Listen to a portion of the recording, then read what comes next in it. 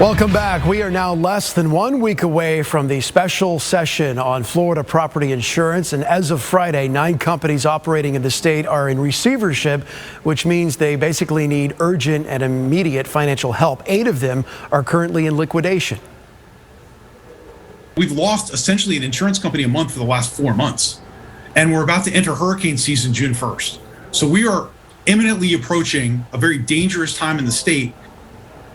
Meanwhile, in the next 48 hours, we should start to see some clarity. The details on the insurance changes that state lawmakers will be working on in Tallahassee. But whatever happens next week in the state capitol, it's not going to immediately change the reality for those homeowners who've just lost their coverage, their insurance. Here's in-depth reporter Stassi Almos. Stacks upon stacks, paper after paper. That was the other estimate. Reports, emails, and estimates. Here it is. I knew I had it. A nightmare that is homeowners insurance for Judy Slater. I will apologize for how the place looks.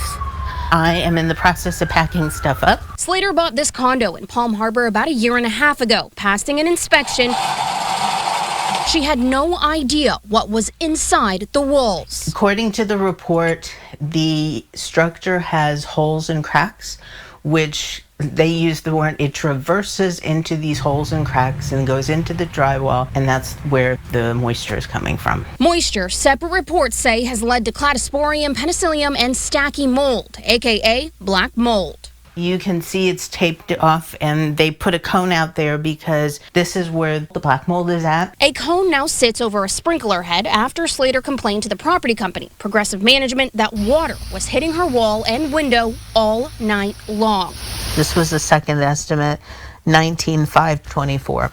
This was one estimate. The other one, $18,271. Those estimates just to remove the mold in the shower, windows, and carpets. I contacted the insurance company, and everybody was avoiding me. Slater had Avatar Insurance and received this email on March 17th. There will be no further claim payments made or determinations made at this time. Claims will be transferred to the state and the Guarantee Association of Florida for final resolution. Avatar is one of 9 property insurance companies operating in the state of Florida that has now gone into receivership, leaving hundreds of thousands of homeowners to find new coverage at rates doubled, even tripled. Slater had to go through the Florida Insurance Guarantee Association, or FIGA, to finish her claim. So I went straight to the FIGA Executive Director, Corey Neal, to ask how they're handling all of these claims. With all of these companies that have been going under, what is the weight on you guys? What are you dealing with? A lot. The last 2 years, we've received 45,000 claims. We currently have 8,000 open claims, and we're planning for an additional 2,000 claims over the next few months. FIGA has brought on more than 100 employees to handle existing claims, return premiums, and take over pending lawsuits with roofing companies. We have about 2,000 claims and actively being litigated. Do you have that much money? Where is it coming from? Great question. In 2022, we're expecting to get $100 million from all of these estates. So the remaining of it's going to have to be an assessment from our insurance members. FIGA currently has 2 fee assessments out to all Florida admitted insurance companies. Costs, Neal says, will be passed down to Florida homeowners in their premiums. That's my little pros and cons of what to do next.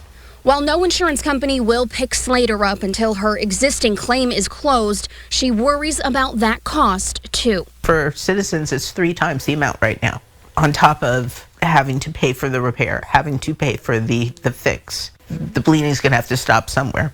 Neal says FIGA is paying out claims just as the insurance company would, but it takes time. It takes us about 30 to 45 days to even get access to the records for that claimant. Slater paid for the inspection reports before her claim went into receivership, so that money didn't count toward her $1,000 deductible. In the end, she received a total of $3,300 from FIGA to remove the mold in her shower. The rest is considered exterior and falls on her property's homeowner association, but Slater says they also told her they don't cover it. It's not going to be enough to do the work and put it back together. For now, she's moving her belongings into a storage unit to start work on the shower.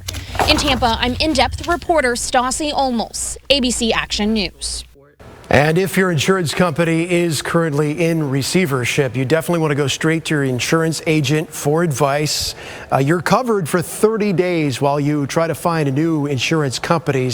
If you do have an existing claim, you definitely want to document everything. It takes about 30 to 40 days just to receive a report on your claim.